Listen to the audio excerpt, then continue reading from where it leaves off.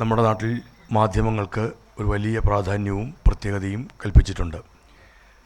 അതുകൊണ്ട് തന്നെയാണ് നവോത്ഥാനത്തിൻ്റെ കാലഘട്ടം മുതൽ തന്നെ മാധ്യമങ്ങൾ കേരളത്തിൽ പ്രാധാന്യത്തോടുകൂടി നിലയുറപ്പിച്ചത്. ആ കാലം സമ്മാനിച്ച ഏറ്റവും പ്രധാനപ്പെട്ട ഒരു വാചകത്തെയാണ്, സ്വദേശാഭിമാനിയുടെ വാചകത്തെ ഇവിടെ നേരത്തെ ശ്രീ രാധാകൃഷ്ണൻ പറയുകയും അതിനെ വിപുലീകരിച്ച് ജയകുമാർ സാർ സംസാരിക്കുകയും ചെയ്തത്. വലിയ തർക്കങ്ങളുമെല്ലാം ആ കാലഘട്ടത്തിലും ഉണ്ടായിട്ടുണ്ട്. എന്നെ അത്ഭുതപ്പെടുത്തിയിട്ടുള്ളൊരു കാര്യം, നമ്മൾ ഇന്ന് കാണുന്നതിനേക്കാൾ എത്രയോ വലിയ തരത്തിൽ അന്ന് ഈ മാധ്യമ പ്രവർത്തനത്തെ കണ്ടിരുന്നു എന്നുള്ളതാണ്. വിദ്യാഭ്യാസത്തിൻ്റെ രംഗത്തേക്ക് ചെന്ന് കയറുന്നതിന് ബുദ്ധിമുട്ട് ഏറെ അനുഭവിച്ചിരുന്ന നമ്മുടെ നാട്ടിലെ ജനവിഭാഗങ്ങളുണ്ടല്ലോ, ആ ജനവിഭാഗങ്ങളുടെ ഉന്നമനത്തിന് വേണ്ടി രൂപം കൊണ്ട സംഘടനകൾ അതേ കാലഘട്ടത്തിൽ തന്നെ മാധ്യമങ്ങളും ആരംഭിച്ചിരുന്നു എന്നുള്ളതാണ് അത്ഭുതകരമായ ഒരു കാര്യം. അതുകൊണ്ട് തന്നെയാണ് 2003 ഒക്കെ ആകുമ്പോഴേക്കും ഈ SNDP യോഗത്തിൻ്റെയൊക്കെ പിറവിക്ക് ശേഷം ആ സംഘടന തന്നെ പത്രങ്ങൾ തുടങ്ങാൻ അല്ലെങ്കിൽ മാധ്യമം തുടങ്ങാൻ ആരംഭിക്കുകയാണ്. അങ്ങനെയാണ് വിവേകോദയം എന്ന് പറയുന്ന ഒരു പ്രസിദ്ധീകരണം ആ സമുദായത്തിൻ്റെ മുൻകൈയിൽ ആരംഭിക്കുന്നത്, അല്ലെങ്കിൽ SNDP യോഗത്തിൻ്റെ മുൻകൈയിൽ ആരംഭിക്കുന്നത്. മിതവാദിയും വിവേകോദയവും ഈഴവ സമുദായ അംഗങ്ങളുടെ മുൻകൈയിലായിരുന്നു എങ്കിൽ വിദ്യാഭ്യാസ രംഗത്ത് നിന്ന് ആട്ടിപ്പായിക്കപ്പെട്ട ഒരു ജനതയെന്നൊക്കെ വിശേഷിപ്പിക്കപ്പെട്ട സമുദായത്തിൻ്റെയും വിഭാഗങ്ങളുടെയും നേതൃത്വത്തിൽ വീണ്ടും പ്രസിദ്ധീകരണങ്ങൾ ആരംഭിച്ചുവെന്ന് നമുക്ക് കാണാൻ കഴിയും. ഞാൻ ഉദ്ദേശിച്ചത് സാധുജന പരിപാലന സംഘത്തിൻ്റെ മുൻകൈയിൽ രൂപം കൊണ്ട സാധുജന പരിപാലനി പോലുള്ള പ്രസിദ്ധീകരണങ്ങളാണ്. ഇതേ സമയത്ത് തന്നെ, അതേ കാലഘട്ടത്തിൽ തന്നെ കമ്മാള സമുദായത്തിൻ്റെ മുൻകൈയിൽ പത്രം ഉണ്ടാകുന്നു, അരയ സമുദായത്തിൻ്റെ മുൻകൈയിൽ പ്രസിദ്ധീകരണം ആരംഭിക്കുന്നു. ഇതെല്ലാം കേരളത്തിൽ കണ്ട ഏറ്റവും സവിശേഷത ആർജിക്കുന്ന, സമാനതകളില്ലാത്ത ഒരു രംഗത്തെയാണ്, ചരിത്രത്തെയാണ് നമ്മുടെ മുമ്പിൽ അവതരിപ്പിക്കുന്നത്. നവോത്ഥാനത്തിൻ്റെ കാലഘട്ടത്തിൽ രൂപം കൊണ്ട നമ്മൾ പറയുന്ന ഈ നവോത്ഥാന പ്രസ്ഥാനങ്ങൾക്കൊപ്പം തന്നെ ആ പ്രസ്ഥാനങ്ങളുടെ മുൻകൈയിൽ മാധ്യമങ്ങൾ കൂടി ഉണ്ടാവുന്നു എന്ന് പറയുന്നത് ഒരു ചെറിയ കാര്യമല്ല എന്ന് ആലോചിക്കണം. ഈ നാട്ടിൽ അയ്യങ്കാളി വിദ്യാലയങ്ങളിൽ പ്രവേശനത്തിന് വേണ്ടി നടത്തിയ ഉജ്ജ്വലമായ സമരത്തെ നമുക്ക് വിസ്മരിക്കാൻ കഴിയില്ല. ആ സമുദായം അല്ലെങ്കിൽ സാധുജന പരിപാലന സംഘത്തിൻ്റെ മുൻകൈയിൽ സാധുജന പരിപാലനി എന്നൊരു പ്രസിദ്ധീകരണം ഉണ്ടാകുന്നു എന്ന് പറഞ്ഞാൽ ഒന്ന് ആലോചിച്ച് നോക്കുക, ഏത് കാലഘട്ടത്തിലാണ് എന്ന്. ഇങ്ങനെ നമുക്ക് ഒരുപാട് ഉദാഹരണങ്ങൾ ഈ മേഖലയുമായി ബന്ധപ്പെട്ട് കാണാൻ കഴിയും. തർക്കങ്ങളുണ്ടായിട്ടുണ്ട്, അതിൻ്റെ പേരിൽ തീവെപ്പുകളും പ്രശ്നങ്ങളും ഉണ്ടായിട്ടുണ്ട്. അതുകൊണ്ടാണ് പറവൂർ കേശവൻ ആശാൻ്റെ സുജനാനന്ദിനി എന്ന് പറയുന്ന പ്രസിദ്ധീകരണത്തിന് തീവെപ്പ് ഉണ്ടാവുകയും അത് കത്തിച്ചു കളയുകയും ചെയ്തത് കേരളത്തിൻ്റെ ചരിത്രത്തിലും മാധ്യമ ചരിത്രത്തിലും കാണുന്ന ഏറ്റവും പ്രധാനപ്പെട്ട ഒരേടാണ്. കുമാരനാശാൻ അതുകൊണ്ട് എഴുതുന്നുണ്ട്, മുറിവേൽപ്പിക്കലും ധൂർത്തർ പത്രം ചുട്ടുകരിക്കലും മുഷ്കിന് കീഴ്പ്പെടാതെ മരിപ്പോളം ത്വരിക്കുവിൻ എന്ന്. മുറിവേൽപ്പിക്കലും ധൂർത്തർ പത്രം ചുട്ടുകരിക്കലും മുഷ്കിന് കീഴ്പ്പെടാതെ മരിപ്പോളം ത്വരിക്കുവിൻ എന്ന് കുമാരനാശാൻ ആഹ്വാനം ചെയ്യുന്നത് ആ ഒരു കാലഘട്ടത്തിൻ്റെ കൂടി പ്രത്യേകതയാണെന്ന് നാം മനസ്സിലാക്കേണ്ടതുണ്ട്. ജനാധിപത്യത്തിൻ്റെ രംഗത്തേക്ക് നമ്മുടെ നാട് കടന്നു കയറുമ്പോൾ ആ ജനാധിപത്യത്തിൽ ഭരണഘടന 3 തൂണുകളെക്കുറിച്ച് പറയുമ്പോൾ ഭരണഘടന പറയാത്ത ഒരു തൂണിൻ്റെ കാര്യമാണ് നമ്മൾ പറയുന്ന ഈ 4th എസ്റ്റേറ്റ് എന്ന് പറയുന്ന മാധ്യമ മേഖല എന്നുള്ളത്. നമുക്ക് രസകരമായി തോന്നുന്നൊരു കാര്യം, എനിക്കും തോന്നിയിട്ടുള്ളൊരു വളരെ രസകരമായി തോന്നിയിട്ടുള്ളത്, ഭരണഘടന പറയുന്നില്ലെങ്കിലും ഭരണഘടന പറയുന്നത് 3 കാര്യങ്ങളെക്കുറിച്ചിട്ടാണ് നമ്മുടെ ജനാധിപത്യത്തിൻ്റെ തൂണുകൾ എന്ന് പറയുന്നത്. ഒന്ന് നമ്മുടെ നിയമനിർമ്മാണ സഭയാണ്. 2 ആ നിയമനിർമ്മാണ സഭകളും മറ്റും ഉണ്ടാക്കുന്ന നിയമങ്ങൾക്കും ചട്ടങ്ങൾക്കും അനുസരിച്ച് ജനങ്ങൾക്ക് നീതിയും ന്യായവും ലഭിക്കാൻ ഉതകുന്ന തരത്തിൽ ഈ പ്രവർത്തനങ്ങളെ കൊണ്ടുപോകേണ്ട എക്സിക്യൂട്ടീവാണ്. മറ്റൊന്ന് ജുഡീഷ്യറിയാണ്. ഈ 3 തൂണുകളെക്കുറിച്ച്, ഈ 3 പില്ലറുകളെക്കുറിച്ച് മാത്രമാണ് ഭരണഘടന പറയുന്നത്. എക്സിക്യൂട്ടീവിൻ്റെയും നിയമനിർമ്മാണ സഭകളുടെയും രംഗത്ത് നിന്ന് ഒരു പൗരന്, ഒരു മനുഷ്യന് ന്യായവും നീതിയും ഒന്നും ഉറപ്പാവുന്നില്ല എങ്കിൽ ആശ്രയിക്കാൻ കഴിയുന്ന അവസാനത്തെ ഇടം എന്നുള്ള ഇടത്തിലാണ് നമ്മൾ കോടതികളെ കാണുന്നത്, ഈ 3ാമത്തെ പില്ലറിനെ കാണുന്നത്. പക്ഷേ ഒരിക്കൽ ഇന്ത്യയിലെ കോടതികൾക്ക് തന്നെ വല്ലാത്ത ഒരു പ്രശ്നം ഉണ്ടായി.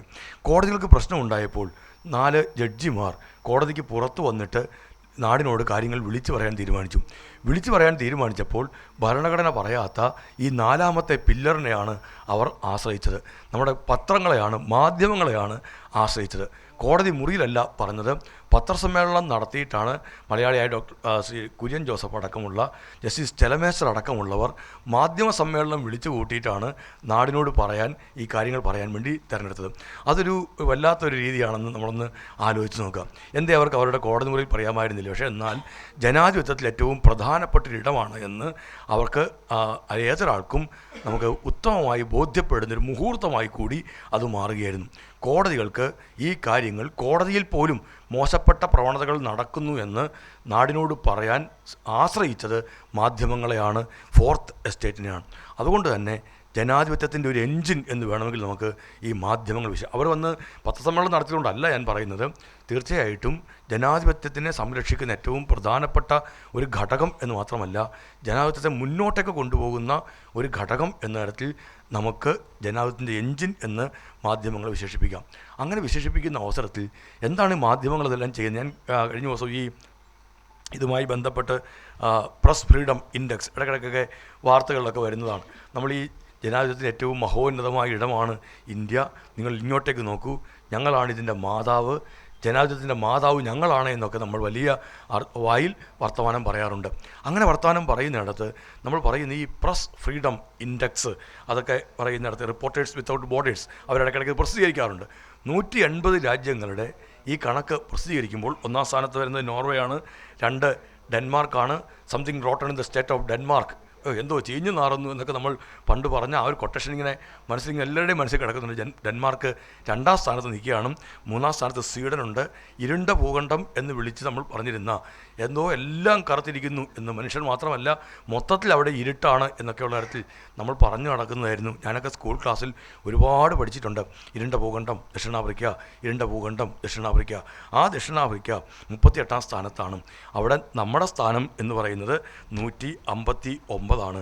പാകിസ്ഥാനും താഴെയാണ് ഇന്ത്യ നിൽക്കുന്നത് എന്ന് ആലോചിക്കുക. നമുക്ക് വേണമെങ്കിൽ കൂട്ടിന് വേണമെങ്കിൽ ഞങ്ങളുടെ ചൈന ഉണ്ടാവും. ആ ചൈന നമ്മൾ ഒരുപാടെല്ലാം പറയുന്ന 172ാം സ്ഥാനത്ത് നിൽക്കുന്ന ചൈനയെ വേണമെങ്കിൽ നമുക്ക് കൂട്ടുപിടിക്കാൻ വേണമെങ്കിൽ കഴിയുമായിരിക്കാം. പക്ഷേ അത് ഈ കാര്യത്തിൽ നമുക്ക് പറയാൻ കഴിയുന്ന ജനാധിപത്യത്തിൻ്റെ ഏറ്റവും പ്രധാനപ്പെട്ട ഒരിടം എന്ന് അല്ലെങ്കിൽ നമുക്ക് കണക്ക് കൂട്ടാൻ പറ്റുകയില്ല. അപ്പോൾ ഇവിടെ എന്തുകൊണ്ടാണ് ഇങ്ങനെ നമുക്ക് ഈ പത്രസ്വാതന്ത്ര്യത്തിൻ്റെ ഒരു സൂചികകൾ പ്രസിദ്ധീകരിക്കുന്ന അവസരത്തിൽ അതിൻ്റെ മാനദണ്ഡങ്ങൾ നോക്കുന്നിടത്ത് എന്തുകൊണ്ടാണ് ആദ്യത്തെ 10 പോലും നമ്മൾ ഈ പറയുന്ന വിശേഷണങ്ങളെല്ലാമുള്ള നമ്മുടെ നാടിന് ചെന്നെത്താൻ കഴിയാതെ പോകുന്നത്? ഭയകൗടില്യ ലോഭങ്ങളെക്കുറിച്ച് നമ്മൾ പറയും. മുറിവേൽപ്പിച്ചാലും പത്രം ചുട്ടുകരിച്ചാലും മുഷ്കിന് കീഴ്പ്പെടരുത് എന്നൊക്കെ നമ്മൾ പറയും. ജനാധിപത്യത്തിൻ്റെ ഏറ്റവും പ്രധാനപ്പെട്ട കാവൽ നായ എന്ന് പറയും. ഫോർത്ത് എസ്റ്റേറ്റിനെ കുറിച്ച് പ്രസംഗങ്ങളും എല്ലാം നടക്കുന്നുണ്ട്. പക്ഷേ ഈ സ്വാതന്ത്ര്യത്തിൻ്റെ കാര്യത്തിനകത്ത് അല്ലെങ്കിൽ പ്രസ് ഫ്രീഡം പത്രസ്വാതന്ത്ര്യത്തിൻ്റെ കാര്യത്തിൽ നമ്മൾ എന്തുകൊണ്ടാണ് ഈ 159 മറ്റും എത്തി നിൽക്കുന്നതെന്ന് ആലോചിച്ച് നോക്കാം. എന്തിനു വേണ്ടിയിട്ടാണ് നമ്മൾ നിലകൊള്ളേണ്ടത്? വർത്തമാനകാലത്ത് ഒരുപാട് ദുരന്തങ്ങളും ദുരിതങ്ങളുമൊക്കെ വന്നുകൊണ്ടിരിക്കുന്നിടത്ത് പ്രസ് ഫോർ വാട്ട് എന്നുള്ളൊരു വലിയ ചോദ്യമുണ്ടെന്നാണ് എൻ്റെയും പക്ഷം. പ്രസ് ഫോർ വാട്ട്, എന്തിനു വേണ്ടിയിട്ടാണ് ഇത് നിൽക്കേണ്ടി വരുന്നത്? ഈ നാട്ടിലെ സാധാരണക്കാരന് വേണ്ടിയാവണം, പാർശ്വവൽക്കരിക്കപ്പെടുന്ന ഒരു ജനതയ്ക്ക് വേണ്ടിയിട്ടാവണം, ശബ്ദം ഒരിക്കൽ പോലും ഉയർത്താൻ കഴിയാതെ നിൽക്കുന്നൊരു പ്രകൃതിക്ക് വേണ്ടിയിട്ടാവണം. Press for the nature, press for the poor, press for the downtroddens എന്ന് നമുക്ക് പറയാൻ കഴിഞ്ഞാൽ എങ്കിൽ മാത്രമേ ഈ ഭയവും കൗടില്യവും ലോഭത്തിൻ്റെയും കാര്യം വരുന്നതേയുള്ളൂ. നമുക്ക് ഇന്ന് നമ്മൾ ഈ 1984 എന്ന വിഖ്യാതമായ കൃതിയിലാണ് തോന്നുന്നു ജോർജ് ഓർവെൽ അസത്യത്തിൻ്റെ മന്ത്രി എന്നാണ് ഈ വാർത്താ വിതരണത്തിൻ്റെ മന്ത്രിയെ വിശേഷിപ്പിക്കുന്നുണ്ട്. വിഖ്യാതമായ കൃതിയാണല്ലോ 1984 എന്ന് പറയുന്ന ഓർവെലിൻ്റെ കൃതി. വാർത്താ വിതരണത്തിൻ്റെ മന്ത്രിയെ അങ്ങനെ വിളിക്കുന്നിടത്ത് വാർത്താ വിതരണത്തിൻ്റെ രീതികളിൽ പോലും മാറ്റങ്ങൾ വരികയാണ്. എന്താണ് നമ്മൾ ഇന്നെല്ലാം കൊടുത്തുകൊണ്ടിരിക്കുന്നത്? 1ാം പേജ് എവിടെയാണെന്ന് പരതയുണ്ട് എന്ന അവസ്ഥയാണ് പലപ്പോഴും പത്രങ്ങൾ കാണുമ്പോൾ. എവിടെയാണ് ഇതിൻ്റെ 1ാം പേജ്? 1ാം പേജ് ഇനി വരാൻ പോകും, ലാസ്റ്റ് ബസ് ഇനിയും ഉണ്ടോ എന്ന് ചോദിക്കുന്നത് പോലെയാണ്. 1ാം പേജ് എത്രാം പേജിലാണ് എന്ന് നോക്കേണ്ടുന്ന അവസ്ഥയിലാണ് പലപ്പോഴും. അവിടെ നമ്മുടെ മുമ്പിലേക്ക് വരുന്നത് കച്ചവടത്തിൻ്റെ അനന്തമായ സാധ്യതകളെയാണ് അവിടെ പ്രയോജനപ്പെടുത്തുന്നത്. അങ്ങനെ വരുമ്പോൾ ആരുടെ താല്പര്യങ്ങൾക്കായിരിക്കും ഏറ്റവും മുന്തിയ പരിഗണന കിട്ടുക? കച്ചവടത്തിൻ്റെ താല്പര്യങ്ങൾ വരുമ്പോൾ എന്തുകൊണ്ടാണ് ഇതെല്ലാം വരുന്നത്? അവിടെ ഉൽപ്പാദിപ്പിക്കാൻ നോക്കുന്നത് ആർത്തിയെയാണ്. ഗ്രീഡിനെക്കുറിച്ച് ജയകുമാർ സാർ പറഞ്ഞു.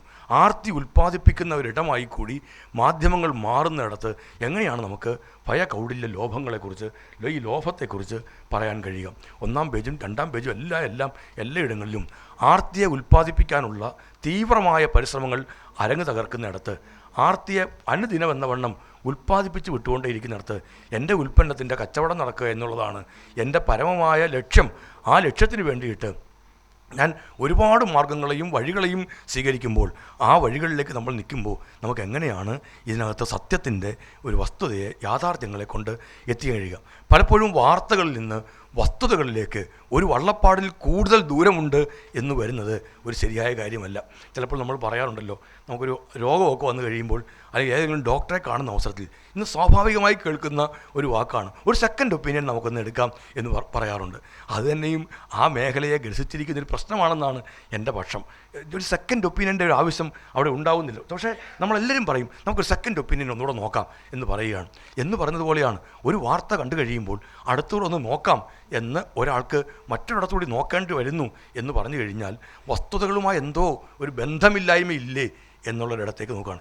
എൻ്റെ വാർത്ത തന്നെ ആവുകയും എൻ്റെ വാർത്തയ്ക്ക് വേണ്ടി ഏതറ്റം വരെയും ഞാൻ പോവുകയും എൻ്റെ വാർത്ത എന്ന് പറഞ്ഞാൽ അണുവിടെ ഞാൻ വിട്ടുവീഴ്ച ചെയ്യുകയില്ല എന്നും എൻ്റെ വാർത്തയ്ക്കൊരു പരിക്കും ഏൽക്കാൻ പാടില്ല എന്നും ഇത്ര നാൾ വരെയും എനിക്കത് നിൽക്കേണ്ടതാണ് എന്നും തീരുമാനിക്കുന്ന അവസരത്തിൽ നഷ്ടപ്പെട്ടു പോകുന്നതിൻ്റെയൊക്കെ ചില വിലാപങ്ങൾ ഞങ്ങളും ചില അല്ലെങ്കിൽ ഈ വാർത്തകൾ തയ്യാറാക്കുന്നവരുടെ ഭാഗത്ത് നിന്ന് ഞാനും കാണാറുണ്ട്. അതിൻ്റെയൊക്കെ അടിസ്ഥാനത്തിൽ ചിലതൊക്കെ ഞങ്ങൾക്ക് അല്ലെങ്കിൽ നിയമസഭയിൽ ഒന്ന് അവതരിപ്പിക്കുന്നതിന് മുമ്പ് ആ പ്രശ്നം അങ്ങ് പരിഹരിക്കപ്പെട്ട് പോയിക്കഴിഞ്ഞാൽ പിന്നെ അതിൻ്റെ പേരിലുള്ള എഴുത്തായിരിക്കും പിന്നെ വരുന്നതല്ല. ഇതൊക്കെ സ്വാഭാവികമായിട്ട് സംഭവിക്കുന്നതാണ്. അവിടെയൊന്നും നമുക്ക് ഈ പറയുന്ന പ്രശ്നങ്ങളിലേക്ക് നമുക്ക് എത്താൻ കഴിയുകയില്ല. എനിക്ക് ഒരുപാട് അനുഭവങ്ങളുണ്ട്. ആ അനുഭവങ്ങളെല്ലാം കൂടി ഞാൻ പറഞ്ഞു പോകുന്ന തരത്തിലേക്കൊന്നും നിൽക്കുന്നില്ല. നമ്മുടെ നിലപാടുകൾ എന്നുള്ളത് ഏറ്റവും പ്രധാനപ്പെട്ട കാര്യമാണ്. ആ നിലപാടുകൾ ചിലപ്പോൾ തിരിച്ചെന്നോട് ചോദിക്കാം, നിങ്ങൾക്കെപ്പോഴും നിങ്ങളുടെ നിലപാടുകൾ അതേപോലെ പറയാൻ കഴിയുന്നുണ്ടോ? നമുക്കൊരു ഗ്രൂപ്പിൻ്റെ അല്ലെങ്കിൽ ഒരു സംഘടനയുടെ ആ സംഘടന എന്നുള്ള ഇടത്തിലാണ് ഞാനൊരു ഗ്രൂപ്പ് എന്ന് പറയുന്നത്. അപ്പോൾ നമുക്കവിടെ ഒരു ഭൂരിപക്ഷത്തിൻ്റെ തീരുമാനം എന്നുള്ളത് ഏറ്റവും പ്രധാനപ്പെട്ട ഒന്നായി മാറുക തന്നെ ചെയ്യും. അപ്പോൾ എല്ലാം നമുക്ക് പറയാൻ പറ്റുമോ? ഇല്ലായിരിക്കാം. ഒരു വീട്ടിൽ നടക്കുന്ന എല്ലാ കാര്യങ്ങളും വീട്ടിലുള്ളവർ നാളെ മുതൽ പുറത്തേക്ക് ഇറങ്ങി നടന്ന് പറയുകയൊന്നുമല്ല ചെയ്യുന്നത്. പക്ഷേ നമ്മൾ പറയുന്ന ഒരു ഓരോ കാര്യങ്ങളിലെയും ഒരു നിലപാടുണ്ടാവും. ആ നിലപാടുകൾ നമുക്ക് അവതരിപ്പിക്കാൻ കഴിയുമോ? ആ നിലപാടുകൾ മുതൽ മുടക്കുന്നവൻ്റെ താല്പര്യവുമായി എത്രമാത്രം പൊരുത്തപ്പെട്ട് നിൽക്കുന്നു എന്നുള്ളത് ഏറ്റവും പ്രധാനപ്പെട്ട ഘടകമാണ്. നമ്മൾ കേരളമൊക്കെ അങ്ങനെയൊക്കെ നിൽക്കുന്നു എന്ന് പറയുമ്പോഴും അതും അനുഭവങ്ങൾ, ഇതൊന്നും ഞാൻ എവിടെ നിന്നൊക്കെയോ അത് പറയല്ല, എൻ്റെ അനുഭവങ്ങളുടെ അടിസ്ഥാനത്തിൽ നിന്നുകൊണ്ട് തന്നെയാണ്. ഞാനൊരു ഒറ്റ ഉദാഹരണം ഞാൻ അതിന് പറയണമെന്ന് എനിക്ക് തോന്നുന്നുണ്ട്. അത് ഇപ്പോൾ പ്ലാച്ചിമടയിലൊരു വലിയ സമരം നടന്നു. കൊക്കക്കോള കമ്പനിക്കെതിരായിട്ടുള്ള സമരമാണ്. ആ സമരത്തെ തിരുവനന്തപുരത്തേക്ക് കൊണ്ടുവരണമെന്ന് ഞങ്ങൾ അവിടെ ഇരുന്ന് ആലോചിച്ചു. അങ്ങനെ ഞങ്ങൾ തിരുവനന്തപുരത്ത് ഈ സമരം കൊണ്ടുവരാൻ വേണ്ടി ഇരിക്കുകയാണ്. പ്ലാച്ചിമടയിൽ കൊക്കക്കോള ഫാക്ടറിയുടെ മുമ്പിൽ സമരം നടക്കുന്നുണ്ട്. പിന്നെ ഇടയ്ക്കിടയ്ക്ക് ഞങ്ങൾ പോയിട്ട് പാലക്കാട് കളക്ട്രേറ്റിന് മുമ്പിൽ ഈ സമരം നടത്താറുണ്ട്. അതുപോലെ നമുക്ക് ഭരണശിലാ കേന്ദ്രം സെക്രട്ടേറിയറ്റിന് മുമ്പിലേക്ക് സമരം കൊണ്ടുവരുമ്പോൾ കുറച്ചുകൂടിയൊക്കെ ഒരു ശ്രദ്ധയൊക്കെ ഉണ്ടാവും എന്ന് കരുതി ഞങ്ങൾ ഇവിടേക്ക് ഈ സമരം കൊണ്ടുവരാൻ വേണ്ടി തീരുമാനിച്ചു. പ്ലാച്ചിമടയിൽ നിന്ന് മൈലമ്മയടക്കം വിളയോടി വേണുഗോപാൽ കുറേ പാവങ്ങളൊക്കെ എല്ലാവരുമായിട്ട് ഇവിടെ വന്നു. ഇവിടെ വരുന്നതിന് മുമ്പ് ഞങ്ങളൊരു എല്ലാവരെയൊക്കെ ഒന്ന് കണ്ടു നോക്കി. പക്ഷേ ഒരാൾ പോലും അല്ലെങ്കിൽ മഹാഭൂരിപക്ഷം പേരും ആ വാർത്ത കൊടുക്കാൻ തയ്യാറായതേയില്ല. കാരണം ചിലരൊക്കെ വാർത്ത കൊടുക്കാൻ തയ്യാറാകുമ്പോൾ സ്ഥാപനങ്ങളുടെ പേര് ഞാൻ പറയുന്നില്ല, ഏറ്റവും അവസാനത്തെ ഇടത്തേക്ക് എത്തുമ്പോഴേക്കും എയർ ചെയ്യുന്നതിന് തൊട്ട് മുമ്പ് കട്ടുവീഴാൻ കാരണം അവരെന്ന് കൊടുക്കുന്ന പരസ്യത്തിൻ്റെ കനം തന്നെയായിരുന്നു. ബന്ധപ്പെട്ട പത്രപ്രവർത്തകർ, മാധ്യമപ്രവർത്തകർ എന്നോട് തന്നെ പറഞ്ഞിട്ടുണ്ട് എന്ത് ചെയ്യാൻ പറ്റും, ലാസ്റ്റ് നിമിഷം അതിൽ പിടിവീണുവെന്ന്. പിന്നീട് BBC റേഡിയോ ഇതിനകത്തെ കുഴപ്പങ്ങളെക്കുറിച്ച് ഒരു വാർത്ത കൊടുത്തു കഴിഞ്ഞപ്പോൾ എല്ലാവരും ചാടി ഇറങ്ങുന്ന കാഴ്ചയും നമ്മൾ കണ്ടതാണ്. ഞാനിത് ഒരു വശമാണ് പറയുന്നതെങ്കിൽ ആറന്മുള പോലെയുള്ള വിമാനത്താവളത്തിനെതിരായി, വയൽ നികത്തിനെതിരായി നടന്ന സമരങ്ങൾക്ക് ഏറ്റവും വലിയ പിന്തുണയും പിൻബലവും നൽകിയത് മാധ്യമങ്ങളാണ് എന്ന വസ്തുതയും യാഥാർത്ഥ്യവും ഞാൻ പറയാതെ പോകുന്നതൊട്ടും ശരിയുമല്ല. അപ്പോൾ ഇത് രണ്ടും നമ്മൾ കാണും. അപ്പോൾ ഇവിടെയെല്ലാം ഇതിൽ മുതൽ മുടക്കുന്നവരുടെ താല്പര്യം കൂടി ഘടകമാവുന്നുണ്ട്. അവിടെയും നമ്മൾ നമ്മുടെ നിലപാടുകൾക്കകത്ത് വിട്ടുവീഴ്ചയില്ലാതെ മുമ്പോട്ടേക്ക് പോകേണ്ടത് അനിവാര്യമാണ്. വാർത്തകൾ തേടിയുള്ളൊരു പരതലാണ്. വാർത്ത ഏതാണ്ട് നിങ്ങൾക്കൊക്കെ ക്ലാസ്സൊക്കെ എടുത്താണ്, സ്റ്റോറിയാണ് പലയിടത്തും നിൽക്കുന്നതല്ല. എനിക്ക് തോന്നുന്നത് ഈ ആദ്യത്തെ പത്രങ്ങളെക്കുറിച്ച് പറയാനുണ്ട്. ആദ്യത്തെ പത്രങ്ങൾ ആൻസേഴ്സ് എന്ന് പറയുന്ന പത്രത്തെക്കുറിച്ച് പറയുന്നുണ്ട്. ഈ ആൽഫ്രഡ് ഹാംസർത്ത് അദ്ദേഹം പറയുന്നുണ്ട്, ആരെല്ലാമോ എവിടെയെല്ലാമോ മറച്ചു പിടിക്കാൻ ശ്രമിക്കുന്നതാണ് വാർത്ത എന്ന് പറയുന്നത്. എല്ലാം ആരെല്ലാമോ എവിടെയെല്ലാമോ ആരുടെയും ശ്രദ്ധയിൽ വരാൻ പാടില്ല എന്ന് പറഞ്ഞ് എവിടെയെല്ലാമാണോ മറച്ചു പിടിക്കാൻ ശ്രമിക്കുന്നത് ആ മറച്ചു പിടിക്കുന്നതാണ് വാർത്ത. അനുദിനം എന്ന വണ്ണം യാഥാർത്ഥ്യങ്ങൾ മറച്ചു പിടിക്കപ്പെട്ടുകൊണ്ടിരിക്കുന്നിടത്ത് നമുക്ക് വാർത്തകൾ തേടേണ്ടത്, വസ്തുതകളും യാഥാർത്ഥ്യങ്ങളും എത്തിക്കേണ്ടത് അത്യന്താപേക്ഷിതമായി വരുന്ന ഒരു കാലഘട്ടത്തിലാണ് നമ്മൾ നിൽക്കുന്നത്. അവിടെയാണ് ഇതിന് പ്രാധാന്യവും പ്രസക്തിയും ഏറ്റവും കൂടുതലായിട്ടുണ്ട്. ജനാധിപത്യത്തിൻ്റെ നിലനിൽപ്പിന് മാധ്യമങ്ങൾ അത്യന്താപേക്ഷിതമാണ് എന്ന് വരുന്നതല്ല. അവിടെ വേണ്ടത് നിലപാടുകളാണ്, പോളിസിയാണ്, ഡിപ്ലോമസി അല്ല. ഡിപ്ലോമസി ഒരു നയതന്ത്രമാണ്. മാധ്യമപ്രവർത്തകർ നയതന്ത്ര വിദഗ്ധരല്ല വേണ്ടത്. മാധ്യമപ്രവർത്തകർ നിലപാടുകളുള്ളവരും, മാധ്യമപ്രവർത്തകർക്ക് ഈ ഞാൻ നേരത്തെ പറഞ്ഞതുപോലെ അവർക്ക് ഈ പോളിസി ഉള്ളവർ തന്നെ ആയിരിക്കണം. പോളിസിയും ഡിപ്ലോമസിയും തമ്മിലുള്ള അന്തരം വളരെ വലുതാണ്. ഇപ്പോൾ ഒരു നയതന്ത്ര ഒരു വൈദഗ്ധ്യം നേടുന്ന ആൾക്കാരെ അല്ല നമുക്ക് ഈ കാര്യത്തിൽ വേണ്ടത്. അതിനപ്പുറത്തേക്ക് വേണ്ട ഇതാണ്. അതൊക്കെയും നിങ്ങളെല്ലാം ഇങ്ങനെ നിൽക്കുന്ന അവസരത്തിൽ ഇതെല്ലാം പറയുമ്പോൾ ഒരു പുതിയ തലമുറ രംഗത്തേക്ക് വരുന്നു എന്നുള്ളത് കൊണ്ടുകൂടിയുള്ള അതുകൊണ്ടാണ് ഞാൻ ഇത്രയും ഇതെല്ലാം പറയുന്നത്. വല്ലാത്തൊരു ബുദ്ധിമുട്ടുകൾ പലയിടങ്ങളിലും നേരിടുന്നിടത്ത് പാർശ്വവൽക്കരിക്കപ്പെടുന്ന ജനവിഭാഗത്തിൻ്റെ പ്രകൃതിക്ക് വേണ്ടിയൊക്കെ ആര് സംസാരിക്കും എന്നുള്ളൊരു ചോദ്യം ഉയർന്നു പൊന്തുന്നിടത്ത് ഞങ്ങളെക്കൊണ്ടാവുന്നത് പോലെ ചെയ്യാൻ കഴിയുമെന്ന് നമ്മൾ പറയേണ്ടതുണ്ട്. ടാഗോറിൻ്റെ വിഖ്യാതമായൊരു ഹൈക്കുണ്ട്, കൊച്ചു കവിതയുണ്ട്. അസ്തമിക്കാൻ പോകുന്ന സൂര്യൻ ചോദിക്കുന്നുണ്ട്, ഞാൻ ഒരു വിശ്രമിക്കാൻ പോവുകയാണ്, ഈ ജോലി ആരൊന്ന് ഏറ്റെടുക്കും എന്ന്. സൂര്യന് പകരം ആരെക്കൊണ്ടും ആവുമില്ല. പക്ഷേ ടാഗോർ എഴുതുന്നു, ഒരു മിന്നാമിനുങ്ങ് പറയുകയാണ്, അടിയനെ കൊണ്ടാവുന്നത് ചെയ്യാം പ്രഭു എന്ന്. ഒരു മിന്നാമിനുങ്ങിൻ്റെ വെളിച്ചത്തിനും സൂര്യൻ്റെ 7 ലക്ഷം അയലത്ത് പോലും വരാൻ പറ്റില്ല എന്ന് നമുക്കെല്ലാവർക്കും അറിയാം. പക്ഷേ എങ്കിലും ആ മിന്നാമിനുങ്ങ് പറയുന്നതായിട്ടാണ് ടാഗോർ ഹൈക്കുവിൽ രേഖപ്പെടുത്തിയത്, അടിയനെ കൊണ്ട് ആവുന്നത് ചെയ്യാം എന്നുള്ളത്. നമ്മളെക്കൊണ്ടാവുന്നത് ചെയ്യാൻ പറ്റുമോ എന്നുള്ളൊരു ചോദ്യം നമ്മുടെ മുമ്പിൽ ഇപ്പോഴുണ്ട്. അതിന് പറ്റണം എന്നുള്ളതാണ്. അങ്ങനെ ആവുമ്പോഴാണ് നേരത്തെ ജയകുമാർ സാർ വിശദീകരിച്ച സ്വദേശാഭിമാനിയുടെ ആ വാക്കുകളിലേക്ക്, അതിൻ്റെ ഇടത്തേക്ക് നമുക്കെല്ലാം എത്താൻ പറ്റുകയുള്ളൂ. കോംപ്രമൈസ് എന്ന് പറഞ്ഞ് സംഭവത്തിലേക്ക് നീങ്ങുമ്പോൾ അതെല്ലാം ഇല്ലാണ്ടാവുന്ന തരത്തിലേക്ക് എത്തും.